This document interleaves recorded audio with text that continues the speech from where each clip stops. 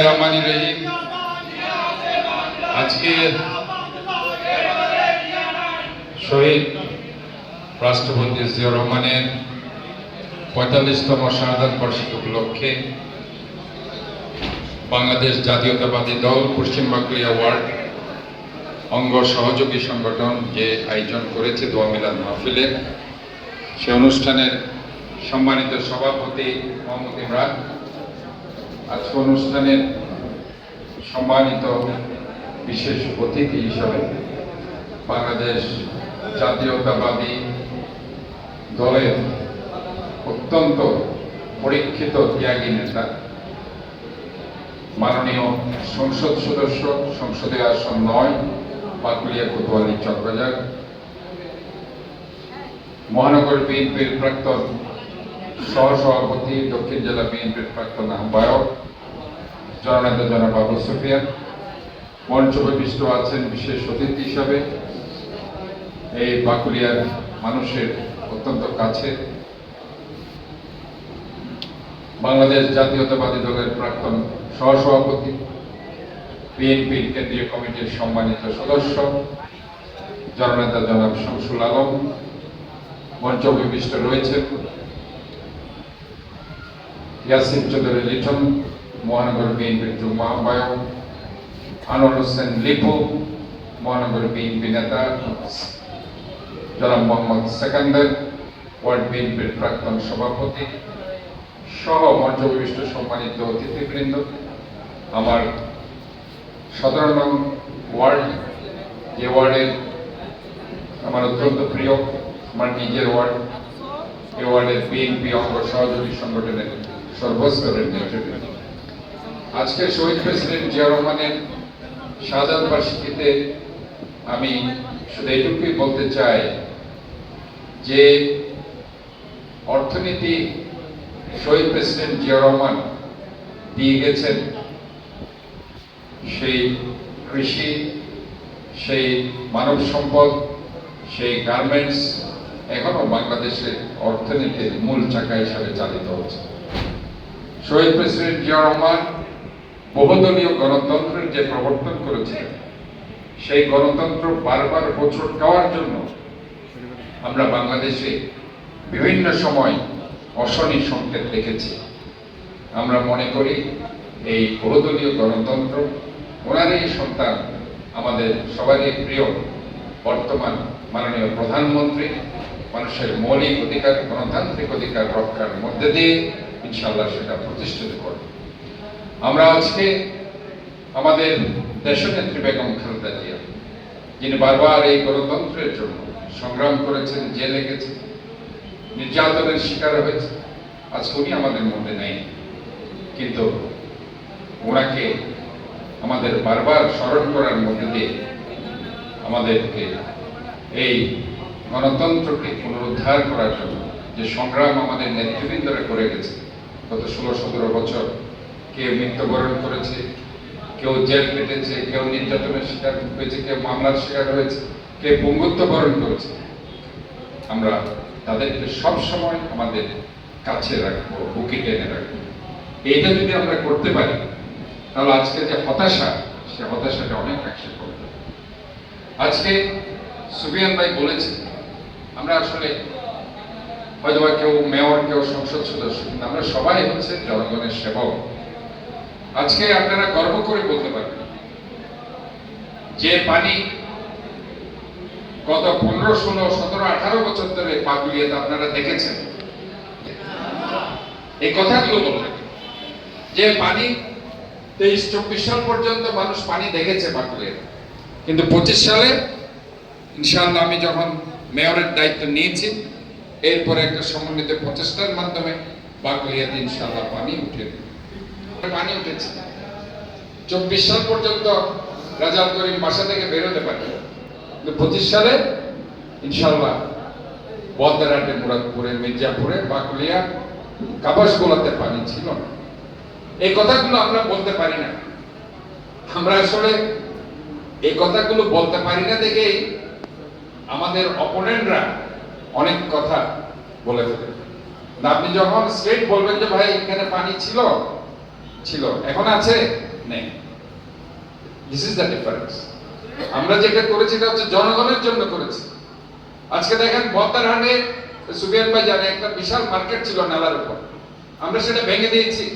ভেঙে দেওয়ার কারণে নালাটা প্রশস্ত হয়েছে, ওই নালার সাথে বারো পাড়া খালের আমরা সংযোগ করতে পেরেছি, পানিটা কমে গেছে। আমি যদি ওই দোকানের লোভ করতাম যে ওই মার্কেট থেকে তো আমি 17-18 লক্ষ টাকা মাসে ভাড়া পাই, দরকার কিনে বাঙা এভাবেই থাক, আমি তো কর্পোরেশনের টাকাগুলো পাচ্ছি। কিন্তু আমরা কি করেছি, জনগণকে প্রায়োরিটি দিয়েছি, কারণ ওই এলাকার মানুষগুলো তো পানি বন্ধেছে। আমরা মার্কেটটা ভেঙে দিয়েছি, এখন আমরা নতুন করে আবার মার্কেট করেছি এবং এটা আরো সুন্দর করে করতে পেরেছি। কাজে মহান রব্বুল আলামিন যখনই আপনি জনগণের জন্য কিছু করেন, এটা উনি আরো দ্বিগুণ তিনগুণ ভাবে ফিরিয়ে দেন, এটাই হচ্ছে। কাজে আমরা জনগণের কাজটা করছি। আজকে আপনারা দেখেন এটা পরিসংখ্যান আপনাদের আমি বলি, আজকে আমাদের চট্টগ্রাম শহরে, আমি যদি 22 সালের কথা বলি, 22 সালে যখন আমরা মেয়র ছিলাম না, যখন মেয়র রেজাল্ট করেছিল, তখন প্রায় 3000-এর উপরের রোগী ডেঙ্গুতে আক্রান্ত হয়েছে, 48 জন মারা গেছে। এরপরে 23 সালে 9000-এর উপর রোগী আক্রান্ত হয়েছে, 72 জন রোগী মারা গেছে। এরপরে 24 সালে 2800 রোগী আক্রান্ত হয়েছে, 16 জন রোগী মারা গেছে। গত বছর আমি মেয়র হিসেবে দায়িত্ব নিয়েছি 25 সালে 2600 রোগী আক্রান্ত হয়েছে, মারা গেছে 8 জন, তাহলে 16 জন থেকে 8 জন মারা গেছে। এইবার গত 6 মাসে আমি যে রিডিং দিচ্ছি, ইনশাআল্লাহ এটা যদি আগামী 6 মাস যদি এরকম থাকে, তাহলে ইনশাআল্লাহ ডেঙ্গু চিকুনগুনিয়া একদম কমে যাবে। গত 6 মাসের রিডিং হচ্ছে যে মেডিসিনটা আমরা আমেরিকা থেকে ব্যবহার করছি, সেই মেডিসিনটা ব্যবহার করার পর থেকে গত 6 মাসের ডেঙ্গু রোগীর সংখ্যা হচ্ছে মাত্র 109 জন, এবং কোন রোগী মারা যায়নি ইনশাআল্লাহ। এটাই হচ্ছে আমি চাচ্ছি জনগণ ডেঙ্গু চিকুনগুনিয়া থেকে যাতে মুক্তি পায়।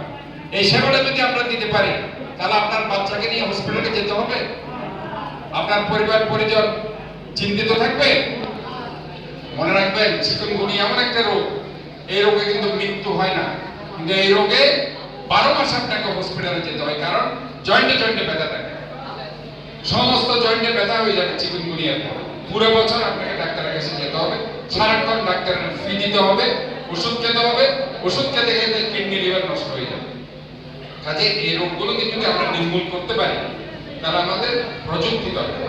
যে প্রযুক্তি আমরা এখন ব্যবহার করছি, এটা হয়তো একটা দাম বেশি, কিন্তু এই প্রযুক্তি ব্যবহার করার কারণে আমার যেখানে 3000-এর কাছাকাছি ডেঙ্গুর পাওয়া গেছে গত বছর, এবার সেখানে চলে আসছে কতজন, 109 জন। এবং মৃত্যু যেখানে 8 জনের উপর ছিল, এখন মৃত্যু এখনো হয়নি ইনশাআল্লাহ। আমরা এই 6 মাসও, এই বর্ষার মাসে যদি আমরা এইভাবে কন্ট্রোল করতে পারি, তাহলে আল্লাহর রহমতে চট্টগ্রাম শহরে আমরা এইবার ডেঙ্গু চিকুনগুনিয়া মুক্ত একটি চট্টগ্রাম উপহার দিতে পারবো। এইটা হচ্ছে মূল সেবা।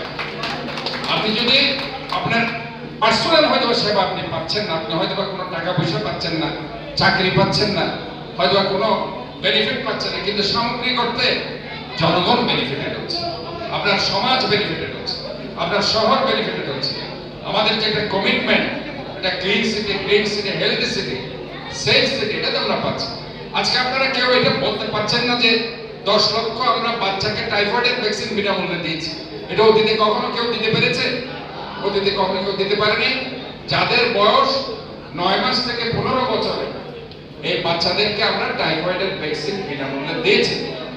আমরা স্কুলের যারা মেয়েরা আছে, 50,000 মেয়েকে আমরা জরায়ু মুখে ক্যান্সার না হওয়ার জন্য হিউম্যান প্যাপিলোমা ভাইরাস ভ্যাকসিন, যেটা একটা ভ্যাকসিন 1600 টাকার উপরে, এটা বিনামূল্যে আমরা মেয়েদেরকে দিয়েছি। আমরা আজকে কুকুর কামড়ালেও যাতে জলাতঙ্ক না হয়, এখানে 12,000 কুকুরকে আমরা টিকা দিয়েছি। এটা কখনো কেউ দিয়েছে? কুকুর কামড়াইছে, জলাতঙ্ক হয়েছে? এখনো পর্যন্ত কোনো রেকর্ড পাওয়া যায় না। এখনো পর্যন্ত আমি পাইনি যে কুকুর কামড় দিয়েছে কাউকে, জলাতঙ্ক হয়েছে। ওই 12,000 ভ্যাকসিন আমরা কুকুরকে দিয়েছি। এগুলি হচ্ছে স্বাস্থ্য সেবা। এই কথাগুলো আমাদেরকে বলতে হবে। মেডিকেল কলেজে আপনারা গত বছর দেখেন যে হঠাৎ করে গোলাপি কালার দিয়ে সাজাই ফেলছে, কেন? আমার মা বোনদের ব্রেস্টের যে ক্যান্সার, এই ক্যান্সারের ব্যাপারে মা বোনরা তো লজ্জায় থাকে, এটা যাতে সবাই সচেতন থাকতে পারে এজন্য এটাও কিন্তু আমি 10 লক্ষ টাকা দিয়ে আমি করে দিয়েছি সিটি কর্পোরেশন। এটা বাংলাদেশে এখন কেউ করতে পারেনি, এটা প্রথম আমরা এভাবে কালারফুল একটা সিটি করে করে দিয়েছি। রিসেন্টলি আপনারা দেখেছেন এটা ব্লু কালার আমি করে দিয়েছিলাম, তাও মেডিকেল জন্য। এটা কেন করেছি? পাইপথে যে ক্যান্সার হয়, পাইপথে যে পাইলস হয়, অ্যানাল ফিশার হয়, ক্যান্সার হয়, এগুলোকে অ্যাভয়েড করার জন্য। এটাও একটা সমস্যা, আমরা লজ্জায় কাউকে দেখাই না। আমার পায়খানার রাস্তা দিয়ে রক্ত পড়তেছে, আমরা মনে করতেছি বোধ অন্য কারণে, কিন্তু পরে দেখা যাচ্ছে এখানে ক্যান্সারের সমস্যা হয়ে যাচ্ছে। যখন ধরা পড়ে তখন আর চিকিৎসা এক টাকা না, ওই টাকা খরচ করে আপনার আজীবনের টাকা, সঞ্চয়ের টাকা ইন্ডিয়া গিয়ে খরচ করে ফেলেন এবং পুরো পরিবার নিঃস্ব হয়ে যায়। এটা আমি দেখেছি অনেক পরিবার। এই জন্যই আমরা এই কাজগুলো করছি। আমি সংক্ষিপ্তভাবে এই কথাগুলো বলছি কেন, এগুলো আপনাদেরকে করতে হবে। এই কাজগুলো আমরা করছি, করার চেষ্টা করছি। আজকে ধরেন আপনাদেরকে টিসিবির ফ্যামিলি কার্ড দেওয়া হয়েছে। এটা আগে আওয়ামী লীগের লোকজন একটা পরিবারে 9টা কার্ড নিয়ে যেত, এখন আমরা একটা পরিবারকে একটা কার্ড দিয়েছি। প্রায় 3 লক্ষ কার্ড চট্টগ্রামে বিলি করা হয়েছে। ইতিমধ্যে আমাদের রাষ্ট্রনায়ক তারেক রহমান কি দিয়েছে? ফ্যামিলি কার্ড দিয়েছে, কৃষি কার্ড দিয়েছে, স্পোর্টস কার্ড দিচ্ছে এবং হেলথ কার্ড দিচ্ছে। এটা বিশাল ব্যাপার। এই যে আমাদের যে একটা জনগণের কাছে এই কার্ডগুলো পৌঁছে দিয়ে সেবা দেওয়া, এই সেবা আগে আওয়ামী লীগের সময় কখনো কেউ দিতে পারে নাই। তারা শুধু পকেট পূজা করেছে এবং তাদের আওয়ামী পূজা করেছে। এখানে জনগণের কোনো লাভের জন্য তারা কিছু করে নাই। কাজে আজকে আপনাদেরকে এইটুকুই বলছি, আপনাদের এখন মূল সমস্যা হচ্ছে যেটা সব বক্তারা বলেছেন, মাদক, সন্ত্রাস এবং কিশোর গ্যাং, এগুলো বেড়ে গেছে। আমার অবাক লাগে, যারা 17 বছর ধরে আপনারা আওয়ামী লীগের সন্ত্রাসীদের বিরুদ্ধে আন্দোলন করেছেন, আজকে আপনারা এই সব সন্ত্রাসী, মাদক ব্যবসায়ী এবং যারা আজকে কিশোর গ্যাং, তাদেরকে আপনারা পিটাইতে পারেন না কেন? আমার খুব দুঃখ লাগে। আপনারা কি অসহায় হয়ে গেছেন? আপনারা আজকে সরকারের দলে আছেন, আপনাদের সাথে পুলিশও আছে, আজকে আপনারা কাউকে পিটাইতে পারতেছেন না, আপনাদের হাত বিকল হয়ে গেছে। আমার কথা হচ্ছে পুলিশ না, আপনারা কেন ধরতে পারতেছেন? আপনারা তাদেরকে ধরেন, ধরে তাদেরকে পুলিশের হাতে তুলে দেন।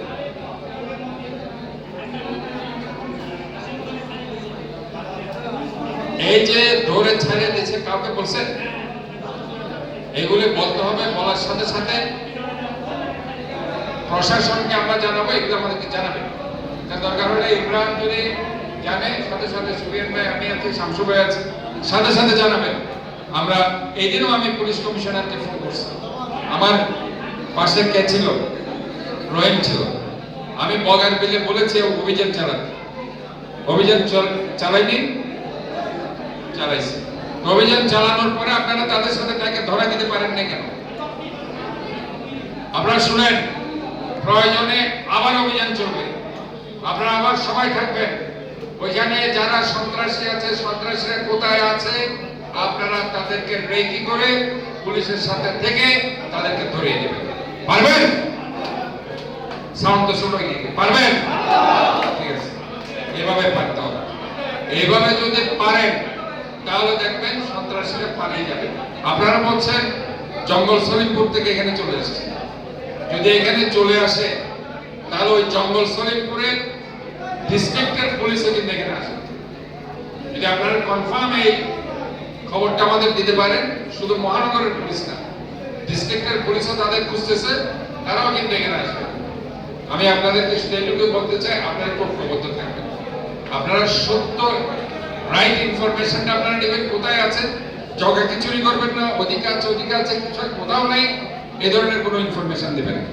আপনারা এক্সাক্ট ইনফরমেশন আছে এই ধরনের দিবেন, পুলিশ যাবে, তাদেরকে গ্রেফতার করবে। আর যদি না যায় আমাদেরকে জানাবেন, পরবর্তী ব্যবস্থা কি করার সেটা আমরা করব।